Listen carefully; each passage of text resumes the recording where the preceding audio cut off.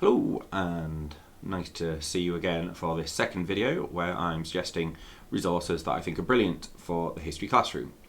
Now, this is different to the first in that it's a paid resource, and if you choose to buy it upon my recommendation, please say that it was me that recommended you, as I do receive financial remuneration.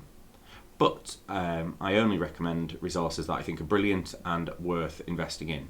This one came from a recommendation from somebody in my Facebook group who, when I was asking about videos, etc. for the Great Fire of London, said, have a look at this and get in touch with Luke, who is the co-director. I booked in a chat with him. He shared what the resource does and doesn't do, and from that I just fell in love with it when he gave me a login to have a play around with. What I will do is show you around a couple of the interactive scenes that they have on offer, and then the free resources they have on their YouTube channel, and I'll finish with how you can get in touch if this has caught your imagination like it did mine. What you can see on the screen now is the launch page, the home page that opens after you've logged in. It's broken into Inspire.Education for the foundation curriculum and Inspire Literacy, which is for your English lessons. What I think they've done really effectively and cleverly is linked together the English and the foundation subjects in a purposeful way. It mirrors a way that I probably would have done it in, but does take it a step further in a couple of aspects. What this resource isn't is a scheme of work. For the foundation curriculum, which is obviously what I'm going to be focusing on, it's not a scheme of work. It's something deliberately designed that you can tap into where it will enhance what you already have on offer in your foundation curriculum provision. So across the top you can see some tabs that I'm going to work my way through and show you how things appear. So the first one, the one that started off for me really, this is for the Great Fire of London.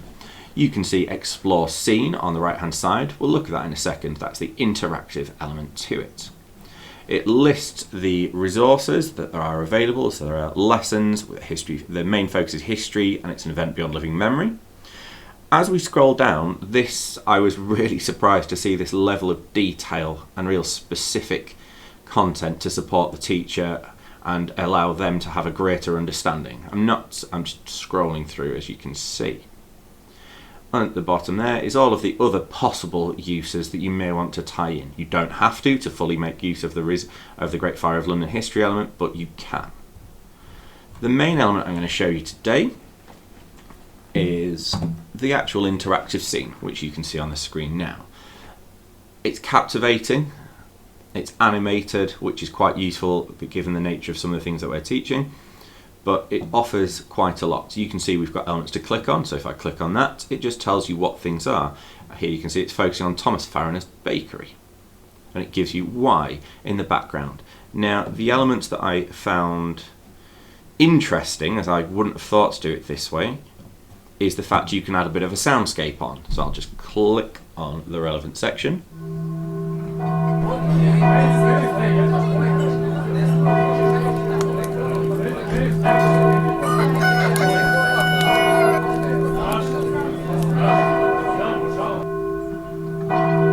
And thankfully, you can turn them off as well. If you have any children who struggle with auditory sensors, then that's something you may want to consider. As you've probably worked out, this is pre-fire. If I click over to Sunday the 2nd, you can see the transition across to the fire taking place. This is rather nice to look at the difference between before, after. That is why I think it's rather useful. As I said before, there are supporting tasks. You can use those across the bottom right there. There are elements to click on as well. This is not just something for Key Stage 1, there are elements for Key Stage 2, so let's take a look at the prehistory scene. Once again, lots of supporting information. Love the way they've linked in that migration in a purposeful way to tie in that physical geography and human history, which, as you probably know, I'm a huge fan of. I've spoken to them about timelines. That's hopefully something we'll be able to collaborate on in the not too distant future. And look, once again, huge amounts of supporting information that you can tap into. It's not a scheme, but it does offer rather a lot. Let's take a look at the interactive. Here you can see you've got those similar elements. You've got the right circles in which you can click on. It gives you information. You've got elements in the background. And yet again, there is the Soundscape option. Because this is Stone Age to Iron Age, the core second order concept we're going to be looking at is continuity and change, which is what we can explore using these options in the top right hand corner.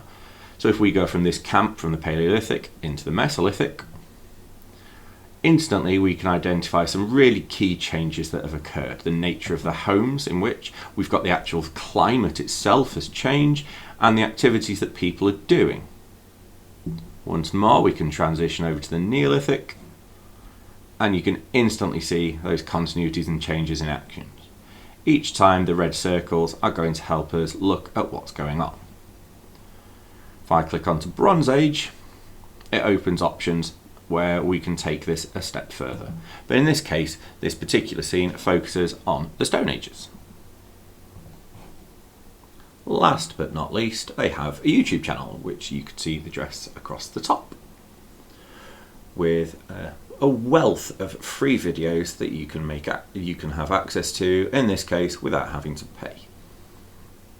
Just going to quickly scroll down, and I'll tell you how you can get in touch with the lovely Dr. Luke, who is the co-director that I mentioned before.